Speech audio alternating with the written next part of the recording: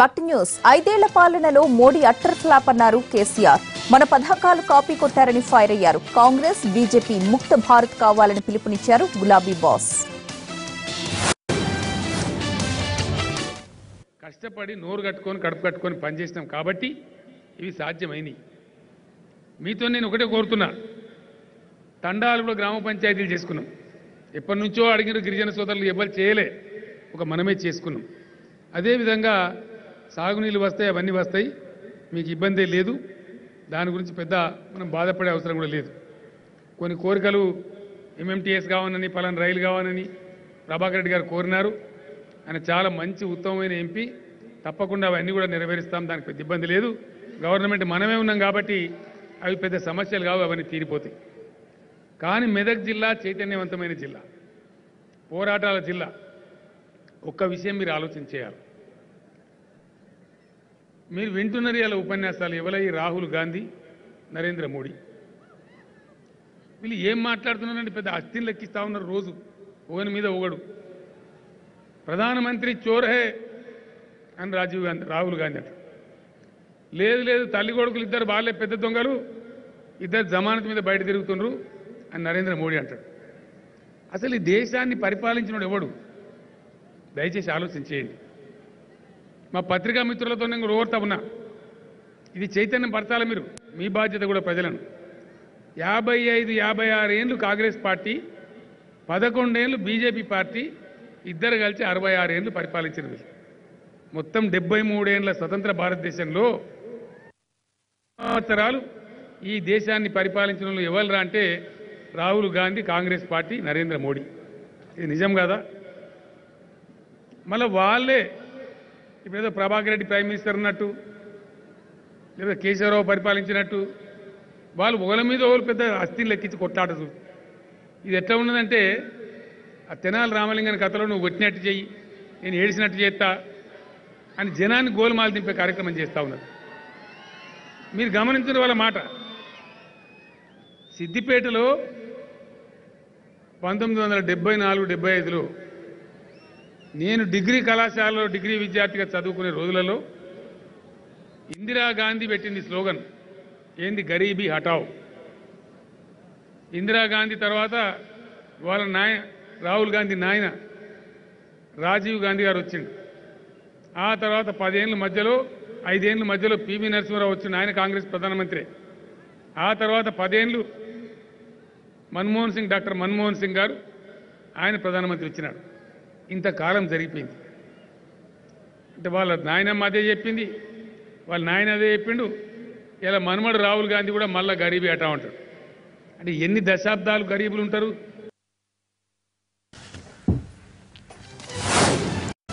హైదరాబాద్ లో అభివృద్ధి కంటోన్మెంట్ కు రాకుండా కేంద్రం అడ్డుకుంటోందని టీఆర్ఎస్ వర్కింగ్ ప్రెసిడెంట్ కేటీఆర్ ఆరోపించారు. రక్షణ శాఖ భూముల్లో ఉన్న పేదలకు పట్టాలిస్తామన్నా ఒప్పుకోలేదని గుర్తు చేశారు. ఇష్టం వచ్చినట్లు రోడ్లు మూసేసి లక్షల మందిని ఇబ్బంది పెడుతున్నారని మండిపడ్డారు కేటీఆర్. మల్కాజ్గిరి టీఆర్ఎస్ అభ్యర్థి రాజశేఖర్ రెడ్డి తరపున కంటోన్మెంట్ సిక్ విలేజ్ లో కేటీఆర్ రోడ్ షో నిర్వహించారు. 16 మంది టీఆర్ఎస్ ఎంపీ అభ్యర్థుల్ని గెలిపిస్తే ఎర్రకోటపై ఎవరు జాతీయ జెండా ఎగరేయాలో నిర్ణయిస్తామని అన్నారు ఆయన.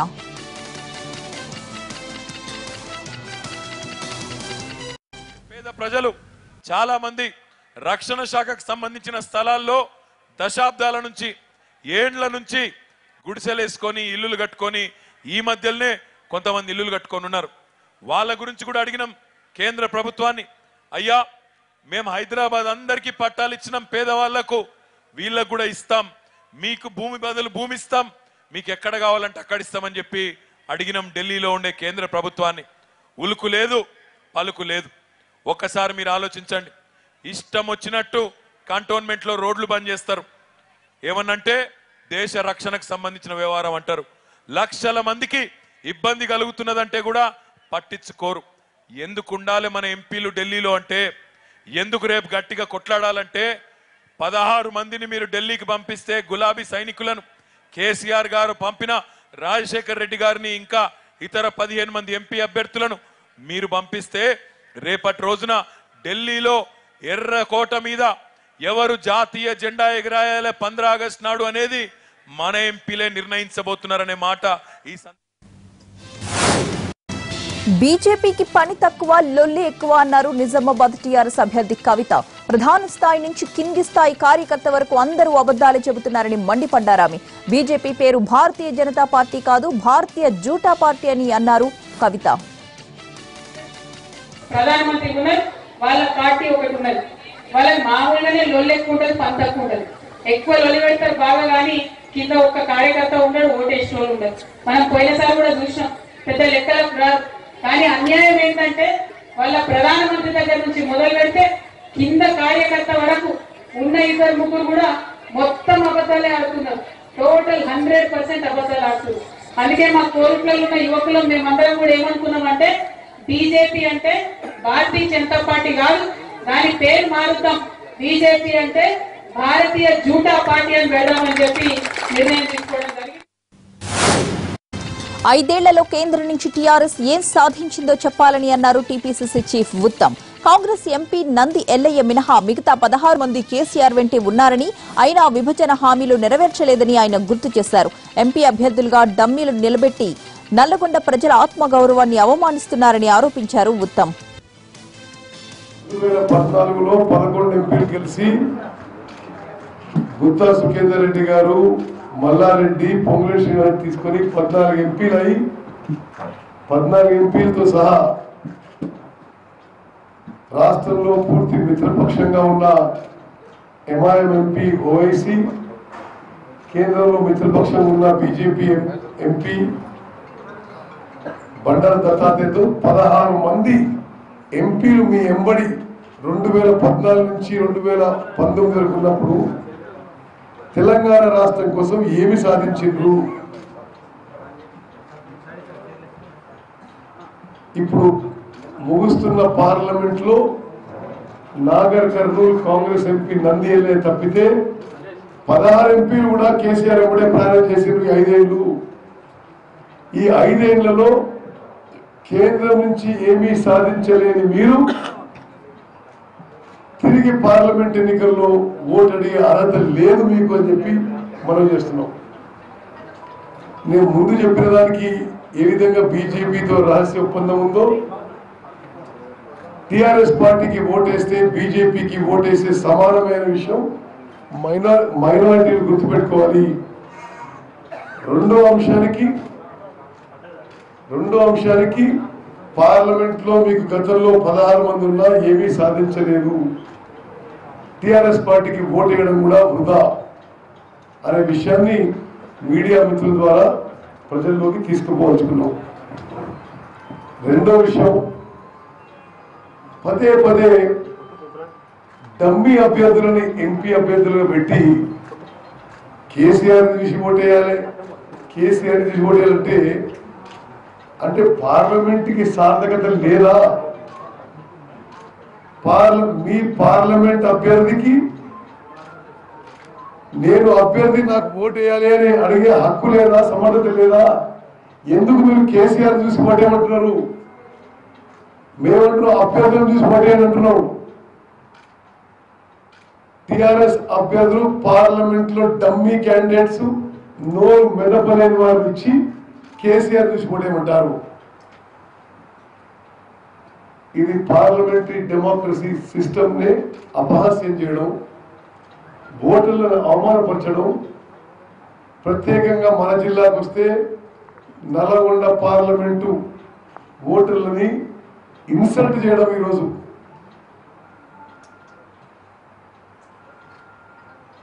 ఈరోజు నల్లగొండ జిల్లా పార్లమెంట్ ఎన్నికలు నల్లగొండ పార్లమెంటు ప్రజల, నల్లగొండ జిల్లా ప్రజల దేశం మార్పు కోరుతోందన్నారు ఏపీపీసీసీ చీఫ్ రఘువీరారెడ్డి. 5 ఏళ్లలో మోడీ అందరినీ మోసం చేశారని మండిపడ్డారు. ఏపీకి ప్రత్యేక హోదా ఇస్తామని రాహుల్ మేనిఫెస్టోలో పెట్టారని రఘువీర గుర్తు చేశారు. నెల్లూరులో రోడ్ షో నిర్వహించారు ఏపీపీసీసీ చీఫ్.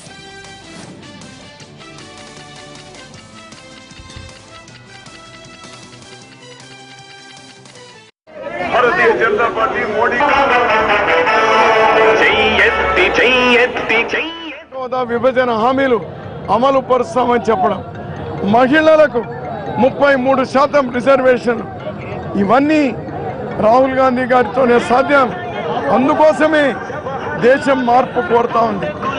మోసం చేసిన మోడీ గారి ప్రభుత్వం గద్దెదిగాలని, అన్ని వర్గాలకు ఆదుకునేటువంటి రాహుల్ గాంధీ గారు గద్దె నెక్కాలని ఈరోజు ప్రభుత్వం భావిస్తూ ఉంది.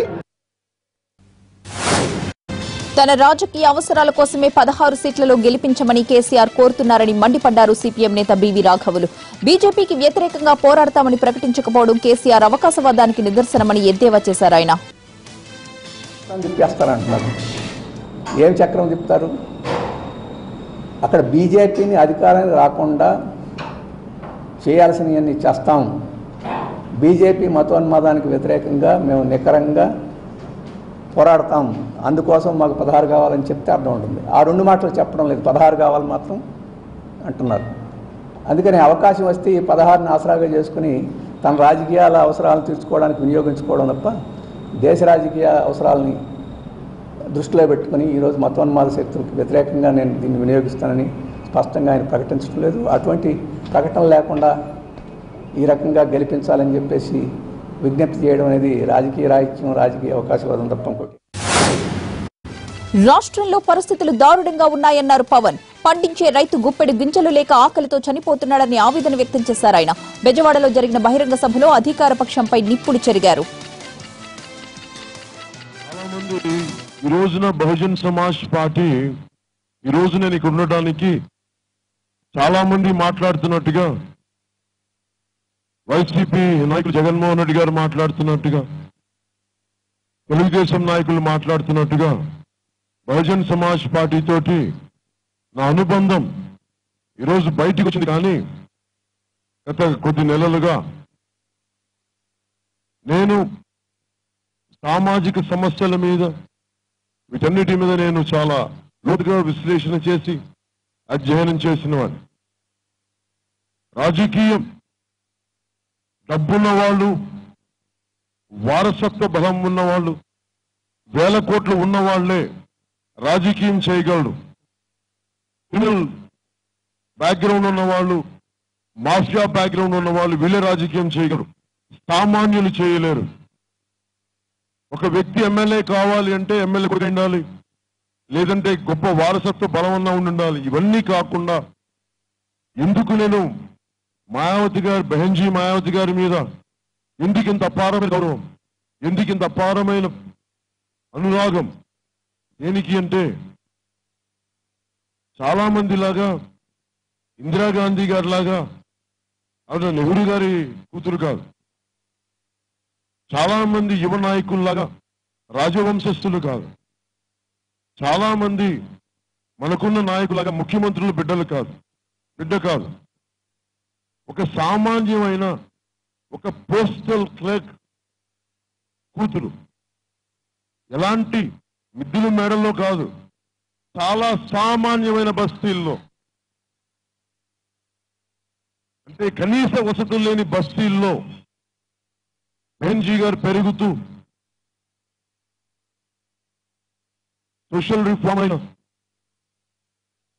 శ్రీ కాంశీరామ్ గారి ఆచరణా విధానం, అంబేద్కర్ గారి ఆలోచన విధానం, కాంశీరామ్ గారి ఆచరణా విధానం, ఇవి 2 పుణికి పుచ్చుకొని ఉత్తరప్రదేశ్ లాంటి రాష్ట్రం ప్రపంచంలోనే అత్యధిక జనాభా కలిగిన 7వ, అంటే ఒక్కొక్క దేశం లాంటిది 7వ, అంటే ఎక్కువ మన భారతదేశంలోనే అత్యధిక పెద్ద రాష్ట్రం, అత్యధిక ఎంపీల రాష్ట్రం. అంటే మనకి ఒక చిన్నపాటి ఒక వ్యక్తి, సామాన్యమైన వ్యక్తే రాజకీయాలకు రావాలంటే కష్టపడే పరిస్థితులు మనకి రాలేరు. నాలాంటి వాడే నలిగిపోతున్నాడు రాజకీయాల్లో. ఇంత ఉండి, మీ అందరి అభిమాన బలం ఉండి, మీ అందరి ప్రేమ ఉండి, మీ అందరి అనురాగం ఉండి, నాలాంటి వాడే అసలు ఇబ్బంది పడిపోతే కష్టంగా ఉంటుంది. అలాంటిది 3 దశాబ్దాల పైన క్రితం చాలా నటోరియస్, అంటే ఎలాంటిదంటే గుండాలకి, రౌడీ రాజకీయాలకి, మాఫియా రాజకీయాలకి నిలయమైన ఉత్తరప్రదేశ్లో ఒక ఆడపడుచు అణగారిన వర్గాల ఆడపడుచు, తండ్రి సింపుల్ పోస్టల్ క్లర్క్, అలాంటి ఆడపడుచు బయటికి వచ్చి పోరాటాలు చేసి వందల కిలోమీటర్లు, వేల కిలోమీటర్లు సైకిల్ తొక్కి ప్రభావితం చేసి వేల కోట్లు లేకుండా, కిరాయి మూకలు లేకుండా, డబ్బులు పెట్టుబడి లేకుండా కేవలం తన మాటే, తన చేతలే పెట్టుబడిగా పెట్టి ఒకసారి కాదు ముఖ్యమంత్రి, 2 సార్లు కాదు 4 సార్లు ఉత్తరప్రదేశ్ లాంటి అతిపెద్ద రాష్ట్రానికి ముఖ్యమంత్రి అయ్యారు. ఉమ్మడి ఆంధ్రప్రదేశ్ ను పాలించిన కాంగ్రెస్ పార్టీ అభివృద్ధి చేయలేదని, అభివృద్ధి చేస్తుంటే రాష్ట్ర విభజన జరిగేదే కాదని బీఎస్పీ అధినేత్ర మాయావతి అన్నారు. రాష్ట్రం విడిపోయి ప్రాంతీయ పార్టీల పాలనలోనూ అదే పరిస్థితి ఉందని అన్నారు. ఆమె ఏపీ ప్రజలు కొత్త తరం నేతల్ని కోరుకుంటున్నారని, మంచి పాలన అందించాలనే ఉద్దేశంతోనే జనసేనతో బీఎస్పీ పొత్తు పెట్టుకుందని అన్నారు మాయావతి. ఏపీ ప్రజలు బాబు, జగన్ వలలో పడవద్దని ఆమె కోరారు.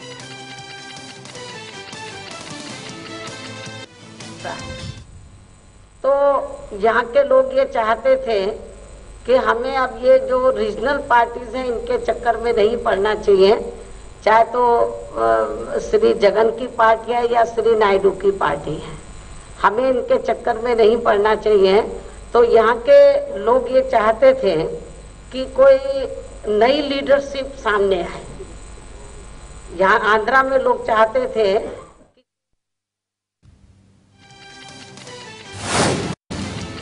ఏపీ సార్వత్రిక ఎన్నికల్లో బీఎస్పీ, జనసేన మిత్రపక్షాల కూటమిని గెలిపించాలని బీఎస్పీ అధినేత్రి మాయావతి విజ్ఞప్తి చేశారు. తమ కూటమి ముఖ్యమంత్రి అభ్యర్థి పవన్ కళ్యాణ్ అని ఆమె ప్రకటించారు. కూటమిని ప్రజలు గెలిపించాలని మాయావతి విజ్ఞప్తి చేశారు.